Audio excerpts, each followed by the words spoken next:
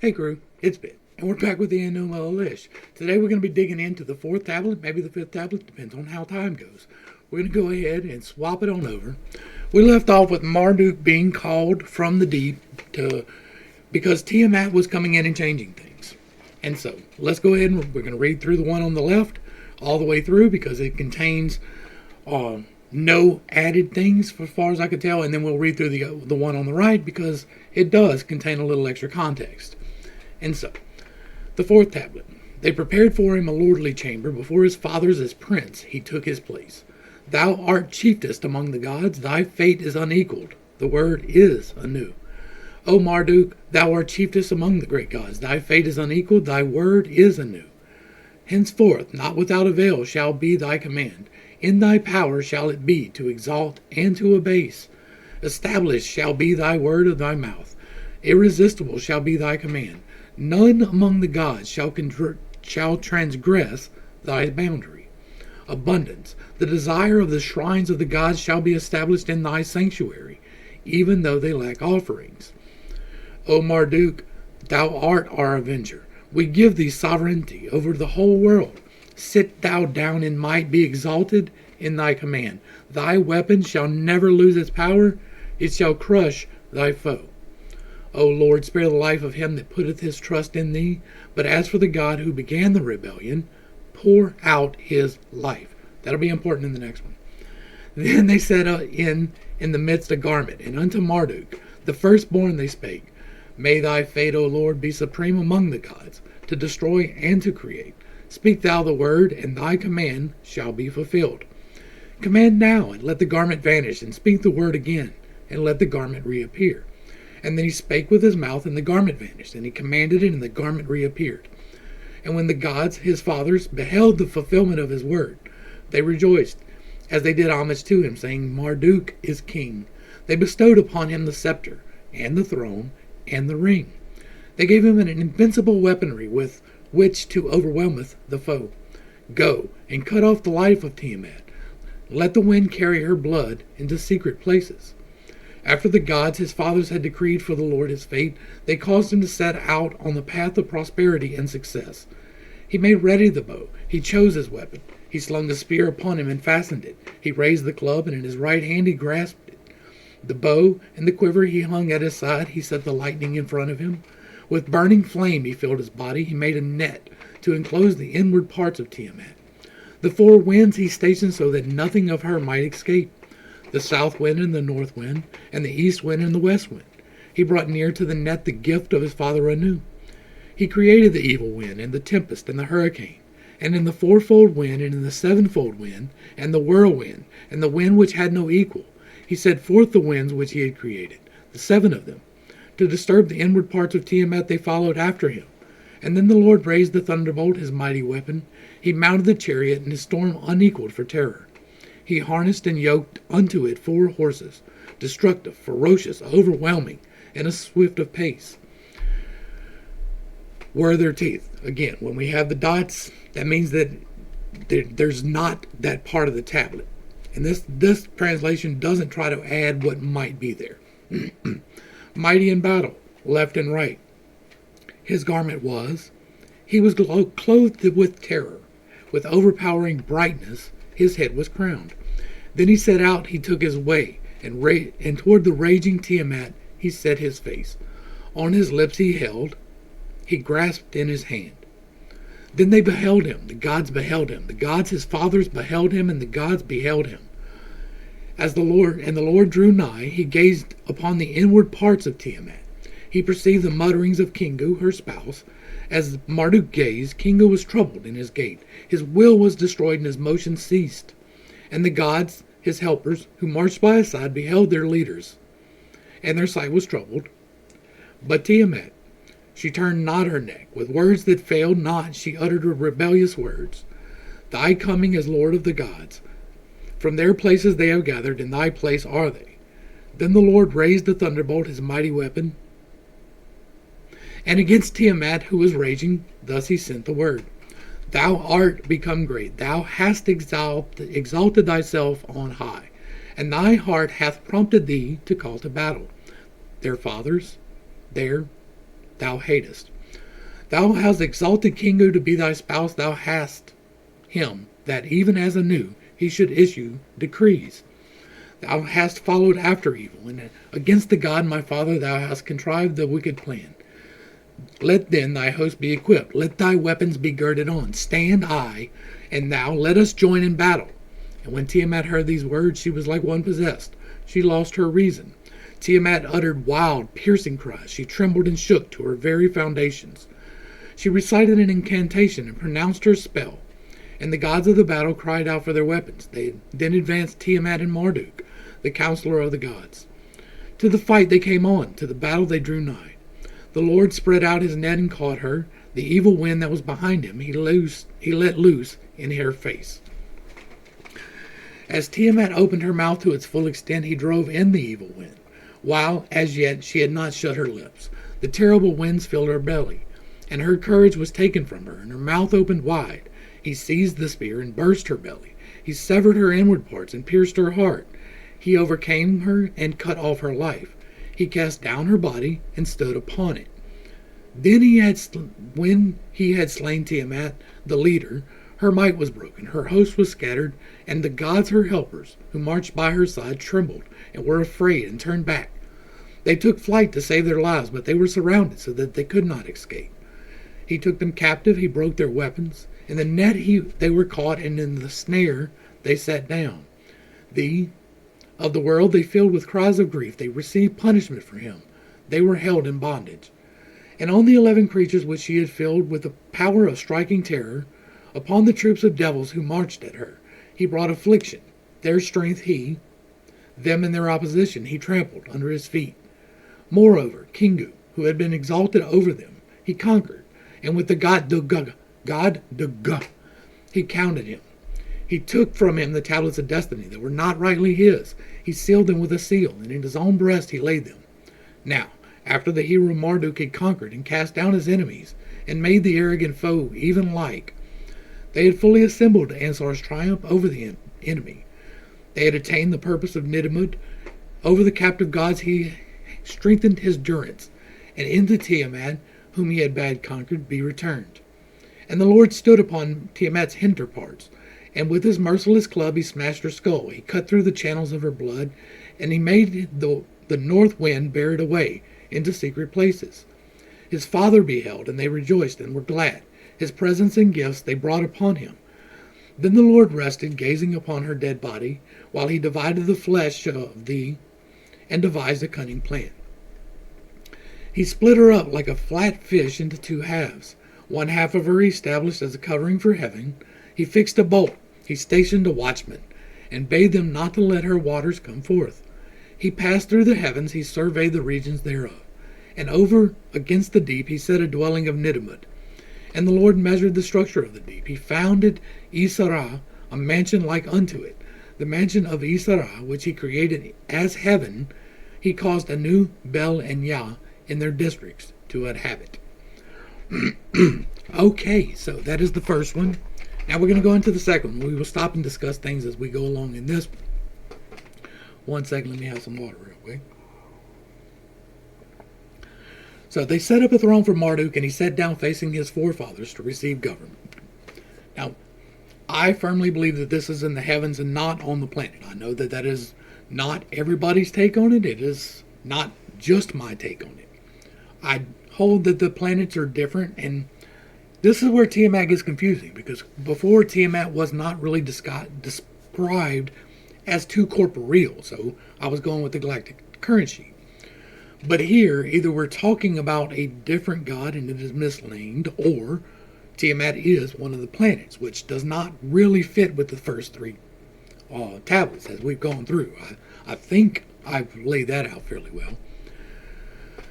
One God is greater than all great gods, of fairer fame, the word of command, the word from heaven, O Marduk. That's coming from way out there, from Anu, the great vastness. Greater than all the gods, the honor and the fame, the will of Anu, great command, unaltering and eternal word. Again, Anu is the great vastness. It is the waters that are space. Where there is an action, the first to act. Where there is government, the first to govern. to glorify some, to humiliate some. That is the gift of the God. Truth absolute, unbounded will. Which God dares question it? In their beautiful places, a place is kept for you, Marduk, our avenger. We have called you here to receive the scepter, to make you a king of the whole universe. When you sit down in the synod, you are the arbiter. In the battle, your weapon crushes the enemy. Lord, save the life of any God who turns to you.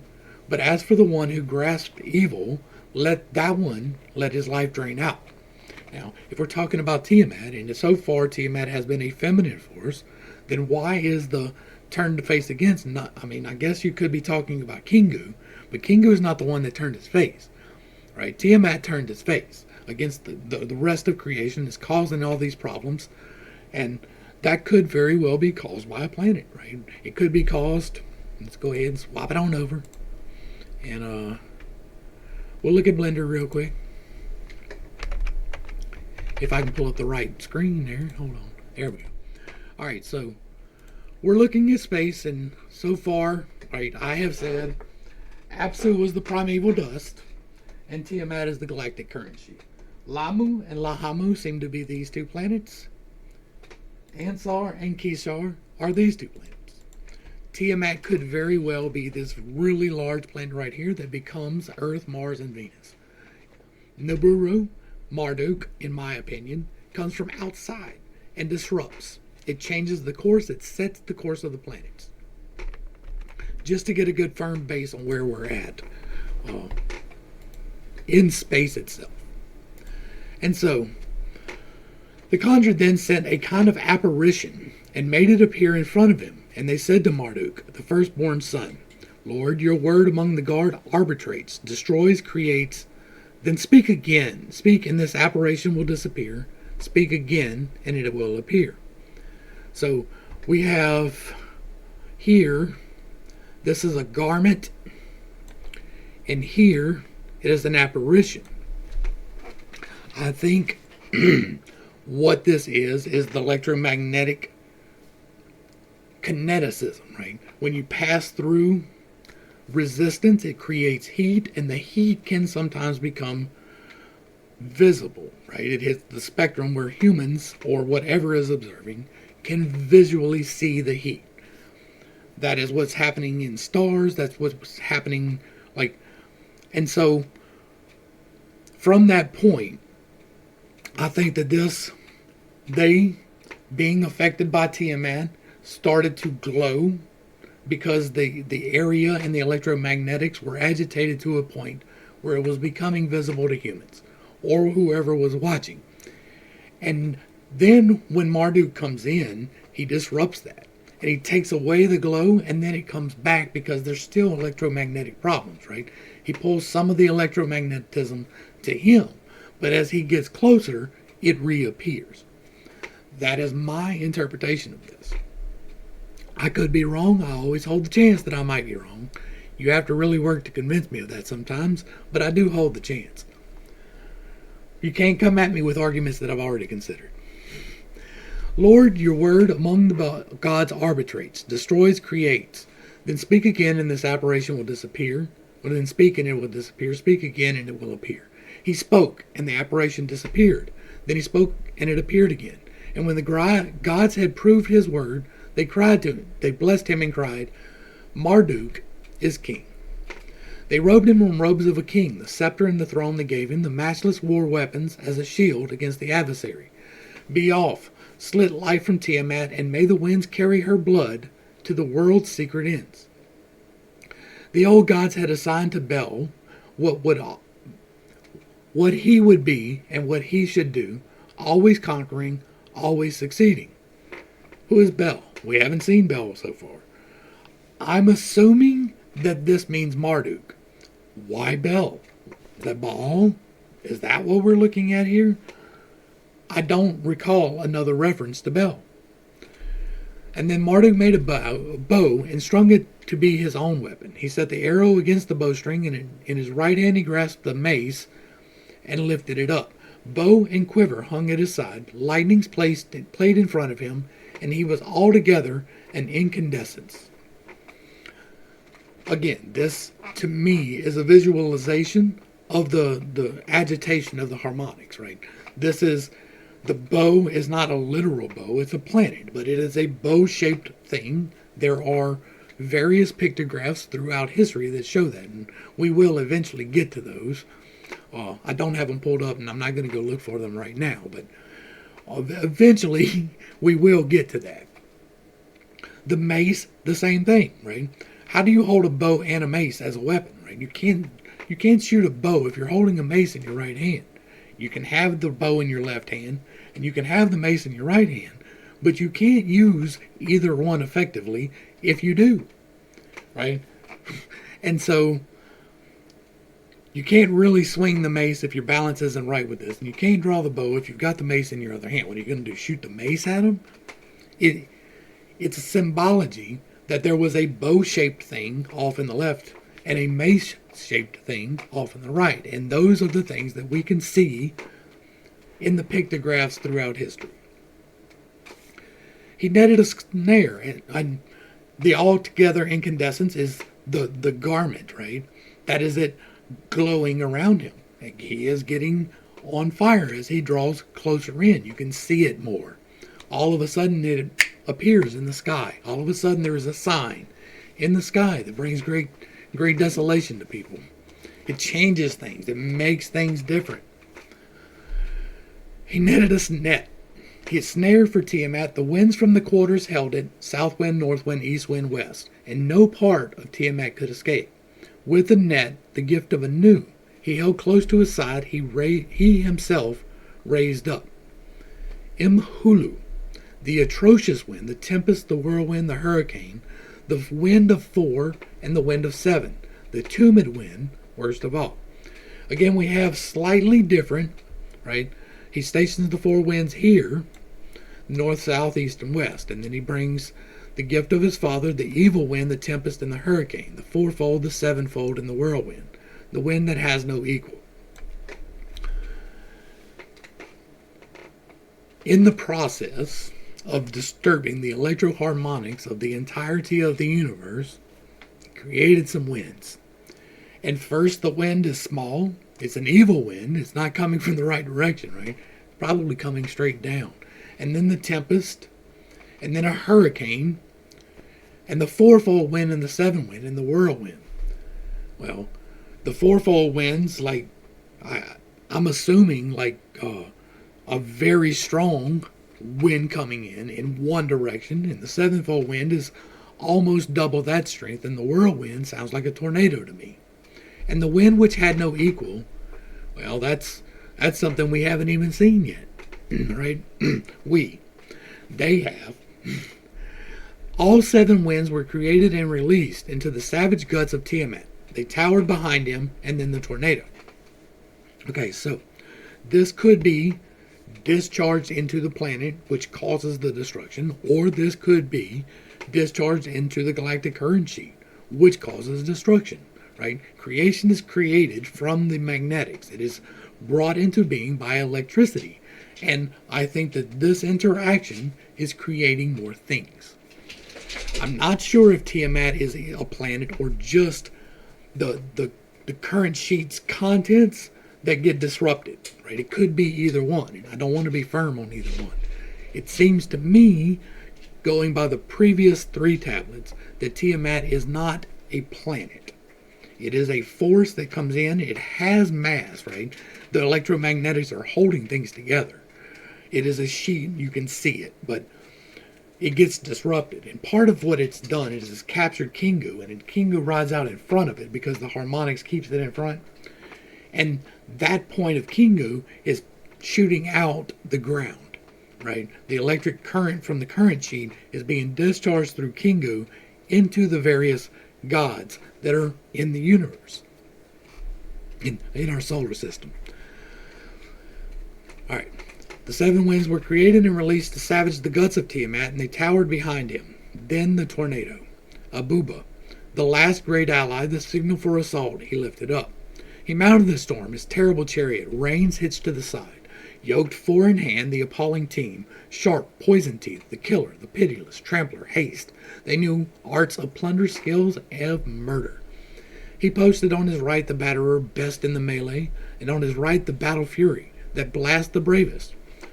Okay, so here we are with the batterer, which it would be the mace, and battle fury, which I guess is the bow, right?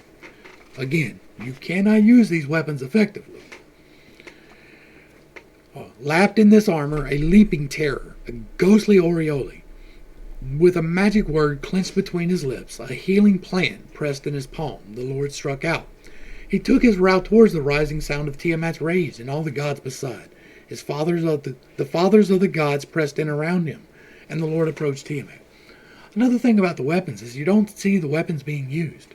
He carries them, right?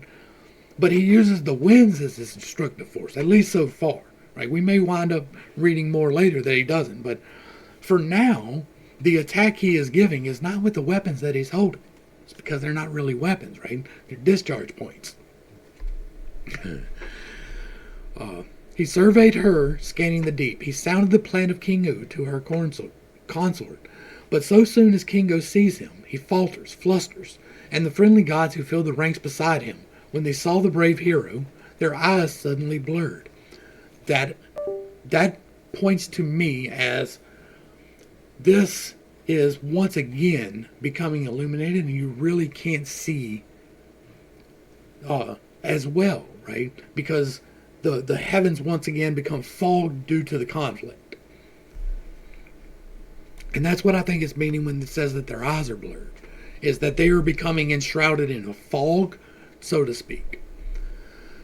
But Tiamat, without turning her neck, roared, spitting defiance from bitter lips. Upstart, do you think yourself too great? Are they scurrying now from their holes to yours? Then the Lord raised the hurricane, the great weapon. He flung his words at the termungant fury. I don't even know that word. Why are you rising, your pride vaulting, your heart set on faction? So that sons reject fathers?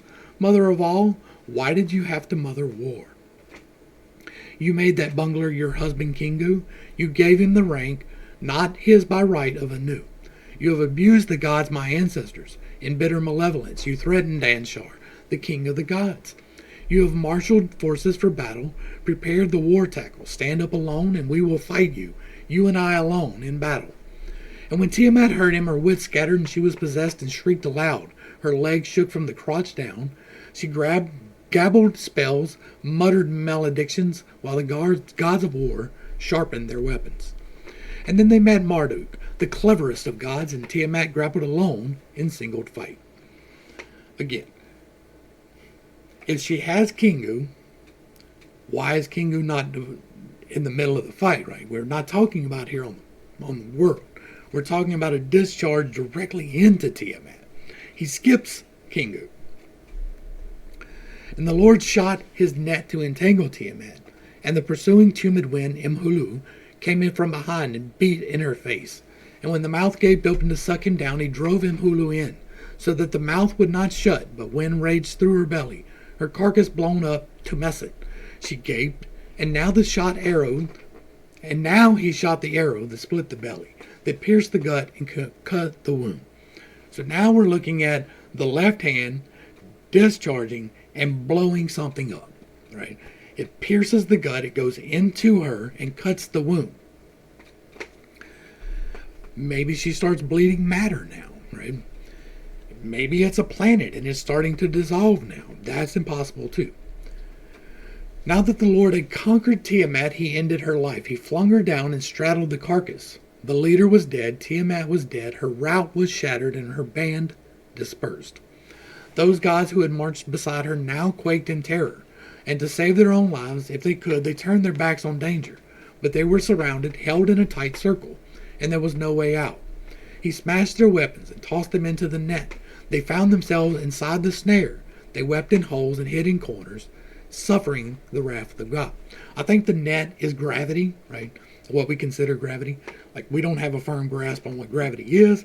I don't have a firm grasp of it. I think it's more electromagnetics than the current understanding of it's a big pool that we ride on top of. I don't think that's correct, but I could be wrong. But I think the net that captured all of these things was the electromagnetic harmonics of gravity. And so he captured all of the moons, right? And he's about to distribute them.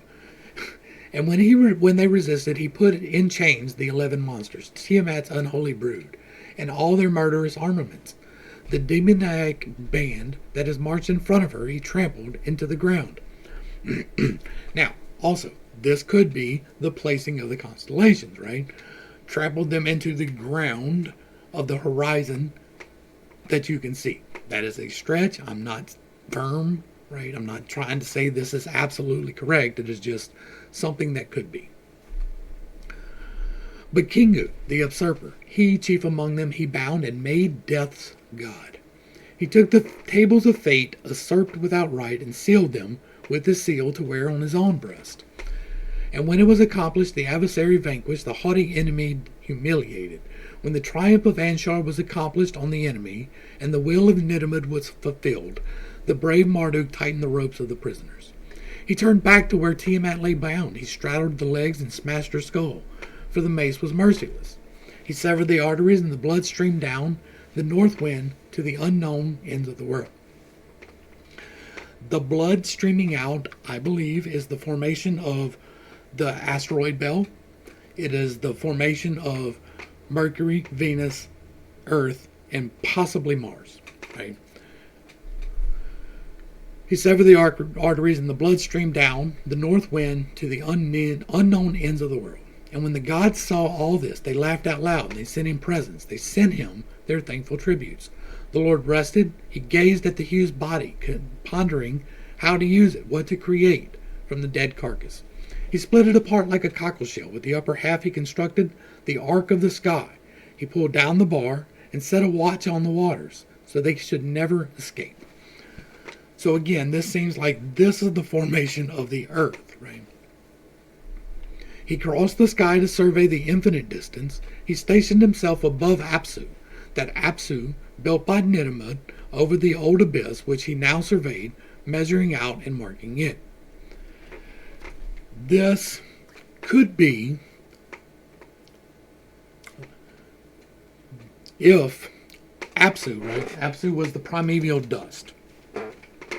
If at the time of change, when Apsu no longer clouded the entirety of the sky with its luminescent presence, it could be that it condensed into our sun, and that Apsu, it went from the primordial dust into Luna, right? Or not Luna, into Sol, right? Became the actual sun. And then when it's talking, where was it? Stationing himself above Apsu. It's talking about the temple was made from the carcass of Apsu. Anu made the temple from the carcass of Apsu. So Anu, the great void, took the primordial mist and made a temple. I missed that in the other tablets, but that seems to fit. I could be wrong. I always hold the chance that I am wrong, but it seems to fit that the primordial dust that was luminescent and you couldn't see into the night sky coalesced into the sun and sparked off, and the dust came together through the harmonics of these actions being taken, right? Not necessarily this one, because that's already happened. The temple has already been formed by Anu. And he stretched the immensity of the firmament. He made Ishara, the great palace, to be its earthly image. And Anu and Enlil and Yah each had their right stations. So, Anu, which is the void, Enlil is not even here yet, and Yah is here, but Yah I have as the sun. So it could be, I could be wrong on that, right? I could be wrong on any of this. We'll get back into tablet 5 here in just a minute. We're going to take a short break, and I will be right back.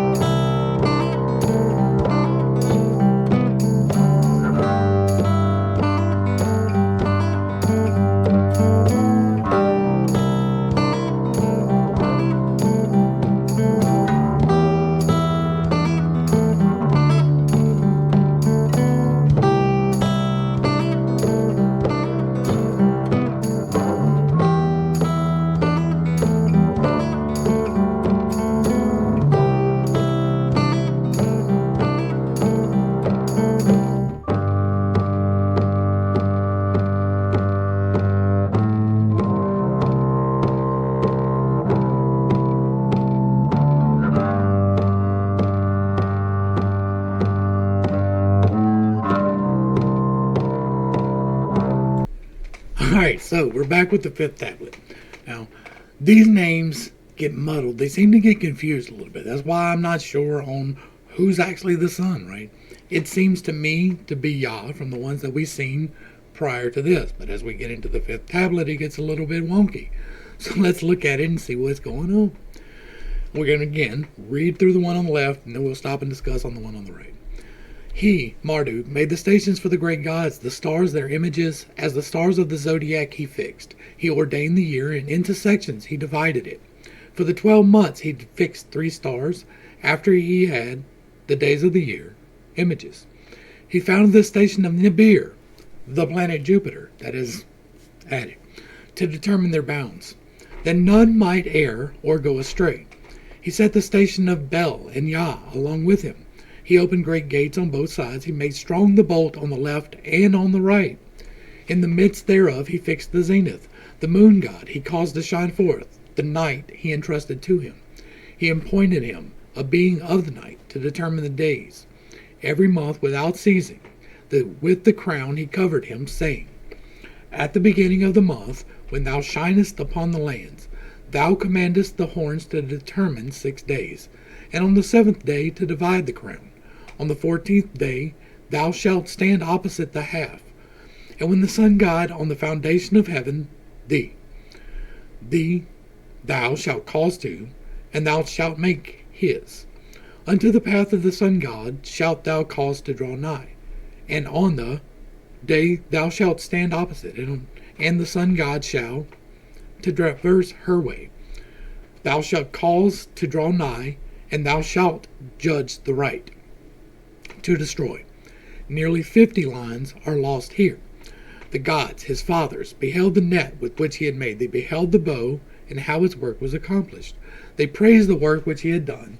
Then Anu raised in the assembly of the gods. He kissed the bow, saying, It is. And thus he renamed the names of the bow, saying, Longwood shall be one name, and the second name shall be I'm going to pause here, even though this is not normal, right? Longwood and wormwood, the bow, the discharge, and the bitter waters, all tied together, in my opinion. I've talked before about how I think wormwood is when the star falls, right? It is an electrical discharge that is going to turn the waters bitter over a third of the earth. I think that is literally going to happen. I don't think it's an asteroid impact. I think it is a plasma impact. It's going to change the water to acidic, right? The gods, his fathers, made the net. We were at Longwood. And its third name shall be the bow star. In heaven shall it. Then he fixed the station for it. Now, after the fate of, he set a throne in heaven. Now, the third name, bow star, I think is Polaris. I think it's our current North Star, and that's what he's talking about is the point of navigation that remains fixed, the North Star for us here in the Northern Hemisphere. Alright, so we're going to jump into the fifth tablet. These are fairly short. He projected positions for the great gods conspicuous in the sky. Now, we're talking about Marduk here, which I believe is Niburu. I believe that when he came in, he moved the positions and stabilized them. That there was the electric discharge that created these new planets, and when he set them planets in the course, it stabilized all the rest of the harmonics. Instead of having this one large thing in the middle, binary to our sun, he takes the garment from him and clothes himself in it and bails out to the books, right? But before that, he sets the course of the stars. He makes everything move in the way that it's supposed to move. I think that was the impact that broke apart the proto-Earth, or Mars. I said I was going to call it proto-Mars because that seems to fit better. And when he had marked the limits of the year, he gave them Niburu, the pole of the universe, to hold their course, that never erring they should not stray through the sky. For the seasons of Yah and Enlil, he drew the parallel. Okay, so the seasons of Yah and Enlil, that would be winter and summer. If we're only looking at 2 seasons, that would be the 2, right? Either that or fall and spring. And so, he gave them Niburu, the pole of the universe, to hold their course, that they should not stray through the sky. That's an interesting thing, because we see Niburu as moving. That has been our interpretation of it for the ones who actually believe that it is at all a real thing. And so this is saying that that magnetic point becomes the touchstone from which we are all set. So maybe when Niburu went back out into space, the alignment was set. That's the interpretation that I'm going to go with. I could be wrong, once again, but it seems to fit, and so that's what I'm going to go with until I have a greater understanding. That is my working knowledge, right? And so I do believe that Niburu and Marduk are the same. I think that they are an outside force that came in to interact and to disrupt and to create and to set the motions in place. Now, whether or not that was a conscious thing is up to you and your God to decide. But I don't have a problem at all thinking that my God can use a planet to change things. I don't have a problem thinking that he can use an asteroid, that he can just randomly dark matter something and make it work, even though I don't really believe in dark matter the way that it's conceived. He can do whatever he wants. And so it does not bother me that it was not this is created. It doesn't. And through her ribs, he opened the gates in the east and the west and gave them strong bolts on the right and the left. And high in the belly of Tiamat, he set the zenith. That appears to be the sky, right? Tiamat here is the sky, and being set in the sky is what he did after her death. So maybe he pulled off some of the waters from the sky and set them here, and that's what helps hold our atmosphere in place. Our waters and the cycle, like our water cycle, helps hold in place our atmosphere. That and the magnetics, of course. And he gave the moon the luster of a jewel. He gave him all the night to mark off days, to watch by night each month the circle of waxing waning light. I think the moon was Kingu. New moon, when you rise on the world, 6 days your horns are crested. And the reason why is because in the last tablet we saw that he stopped his rotations when he was defeated. Well, the moon rotates around us, but it doesn't really spin on its own axis, right? I think that's Kingu. I, again, could be wrong. Upon the half circle on the 7th, waxing still phase follows phase, you will divide the month from full to full. Then wane, a gibbous light that fails, until low down on the horizon, sun oversails you. Drawing close his shadow lies across you. Then darker the moon. At 30 days, the cycle second starts again and follows through forever and ever. So, it's telling the moon to get big, get small, get big, get small. We know the cycle of the moon, right? It goes from waxing to waning and back again. That's what's being said there. This is your emblem and the road you take. And when you close the sun, speak of both of you with justice, judgment, uncorrupt. Some lines missing here. I think that's the 50 lines. And when Marduk had sent out the moon, he took the sun and set him to complete the cycle from this one to the next year. He sent him the eastern gate and the ends of the night with the day he gave to Shamash. And the ends of the night with the day he gave to Shamash. Which would be, I guess, the western gate, right? And then Marduk considered Tiamat. He skimmed spume from the bitter sea, heaped up in the clouds, spindrift of wet and wind and cooling rain, the spittle of Tiamat. So waters. So yeah, he did take waters from Tiamat for the earth. He piled huge mountains on her paps, and through them drove water holes to channel the deep sources, springs. And high overhead he arched her tail, locked into the wheels of heaven. The pit was under his feet, but between was his crotch, the sky's fulcrum. Now, the earth held foundations, and the sky its mantle. And when God's work was done, when he had fashioned it all and finished, then, on earth, he founded temples and made them over Yah. Then on earth he founded temples and made them over to Yah. This is another one of the Yah is the sons for me, because almost universally we began with worship of the sun. Almost universally. There are exceptions, but it's a pretty common theme throughout history that there was sun worship and temples devoted thereof. This, I believe, was pre-Diluvian, well before the flood. I think that this was even pre-Eden, well before the casting out. I believe that there was a presence here on earth prior to the Eden event. I know somebody doesn't like that. I've got a whole Bible study where I talk about those things. Oh, and so I believe that these temples and this was what was prior to our current times. But this is also the creation of the earth. This is another one of those things where I'm saying that the earth wasn't here. There was nobody here watching these things. Somebody describes these things and they seem to be a plausible scenario, as if somebody had actually watched them and were relaying what they could to people who could barely understand. Right? You can't necessarily tell somebody, well, this planet was here and this asteroid comes in from way out here and it disrupts the magnetics, to somebody who's wearing butt flaps and chunking spears. You can't. You have to put it into terms they understand.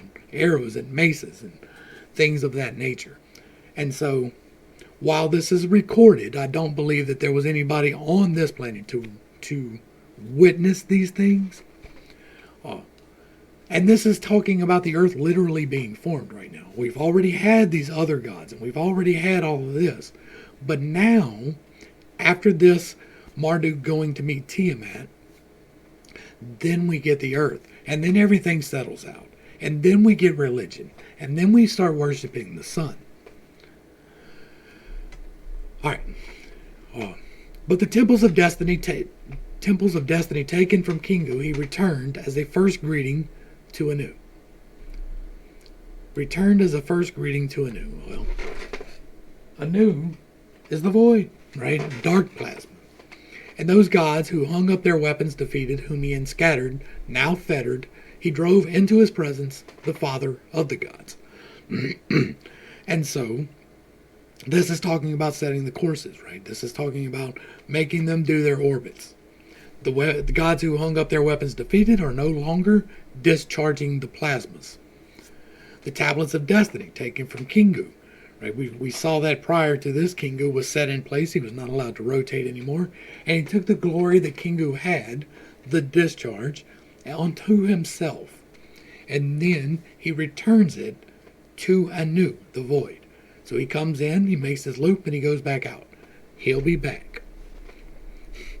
With the weapons of war broken, he bound to his foot the 11, Tiamat's monstrous creation. He made likenesses of them all, and now they stand at the gate of the abyss, the Apsu gate. He said, "This is for recollection, for Tiamat shall not be forgotten." That is, most likely, the constellations. And again, there's only 11. All the generations of the great gods, when they saw him, were full of joy. With Lamu and Lahamu, their hearts bounded when they came over to meet him. King Anshar made him welcome with ceremony, and Anu and Enlil were carrying presents. But when his mother Damkina sent her present, then he glowed.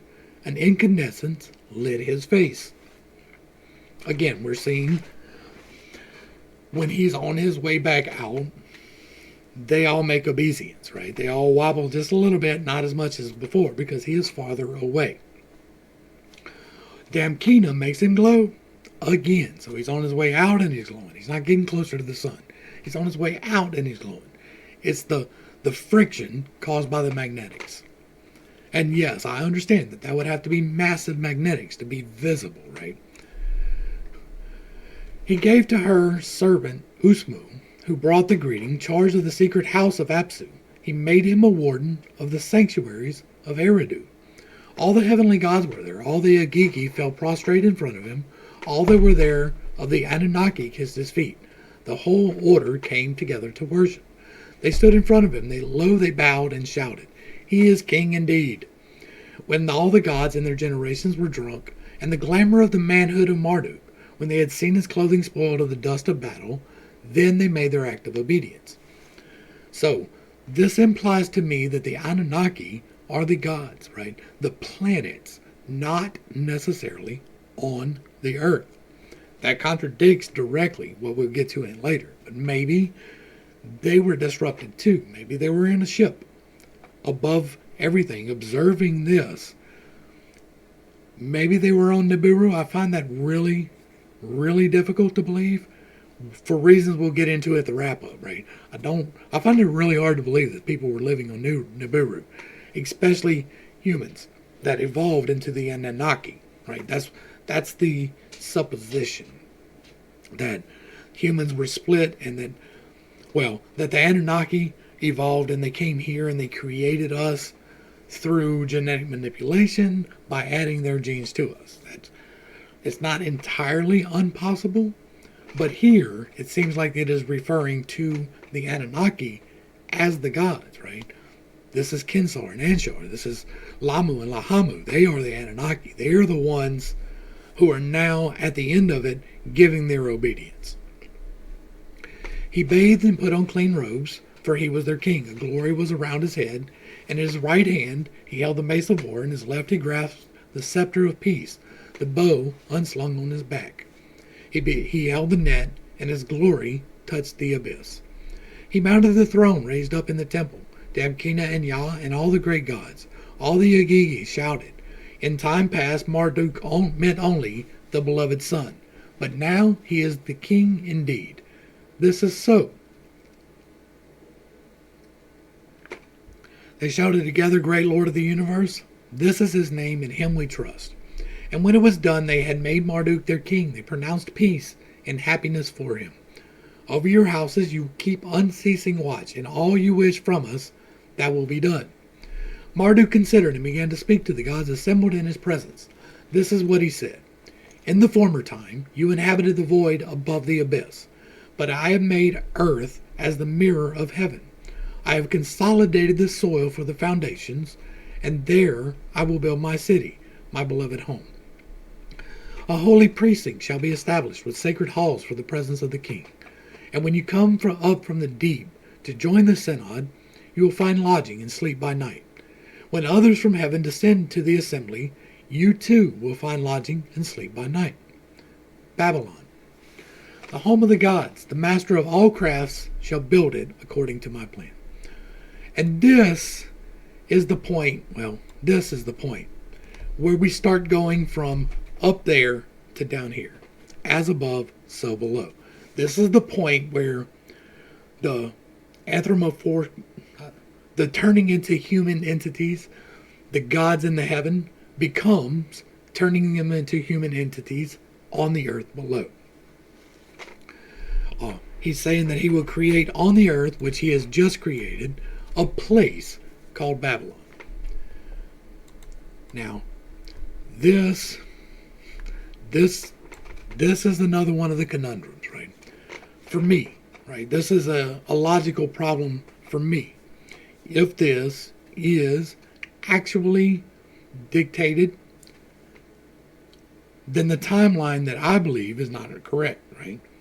If, however, this is taking stories from before the flood, stories from before the Eden event even, and coalescing them to the best of your recollection,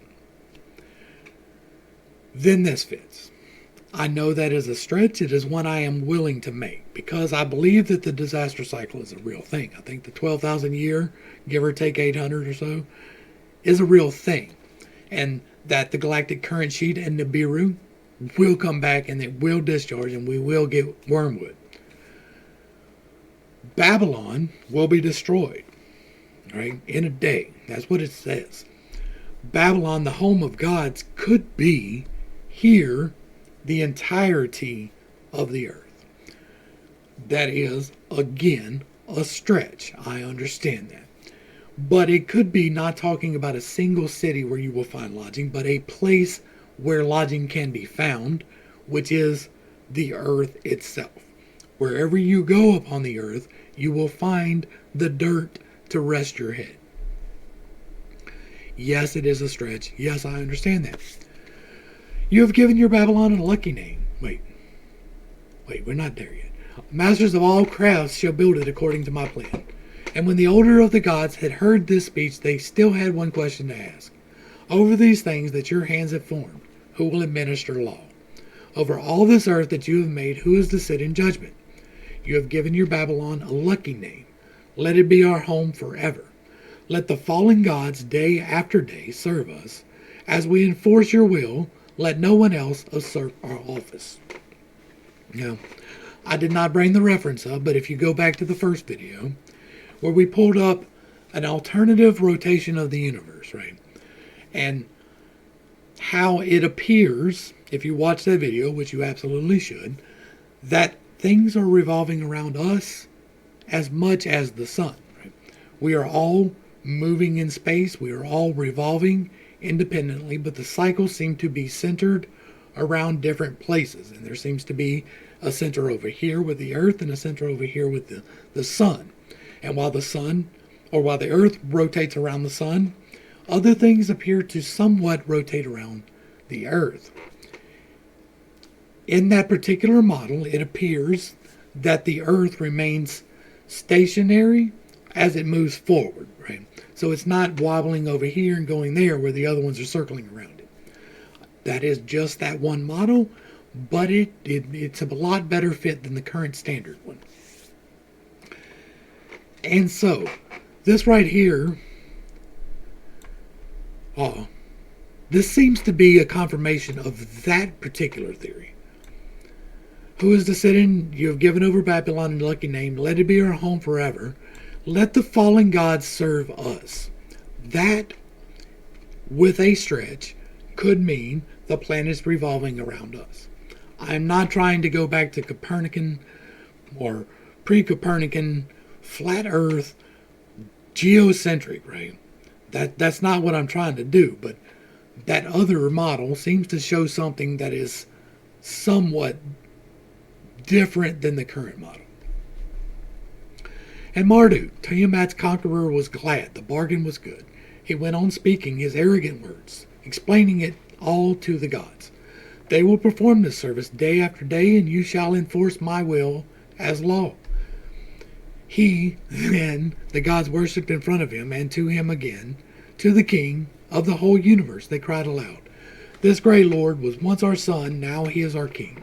We invoke him once for very life, he who is Lord, the blaze of light, the scepter of peace, and the war of maize. Let Yah be his architect and draw the excellent plan. His bricklayers are we. Again, I think that Yah is the sun. I think that when they set down the worship thereof, that's what it was. And that our evolution past that has been past that. Us not worshiping the sun as a deity is a relatively new thing in the history of humanity. And so we're going to go ahead and wrap up. We have done, 4 and 5. We've done 4 and 5. We've got 6, 7, and the epilogue to finish up. I will probably try to get those 3 done on the next one. But this just seems to reinforce to me an alternative formation theory than the one that we currently hold. I, once again, do not claim to be an authoritative expert on this. I hold 0 degrees, and I have 0 intention of ever trying to hold any degrees. I don't care about academia. I care about knowledge. I want to know things so that I can know them. When I know them, I want to share them. That is what we do here. I want you to always bear in mind that I could be wrong for any topic that I discuss, because I'm a human. I can be wrong. I can legitimately be wrong and not be a dumbass. You can legitimately be wrong and not be a dumbass. We should be respectful to each other in our comments, and I welcome any respectful discussion.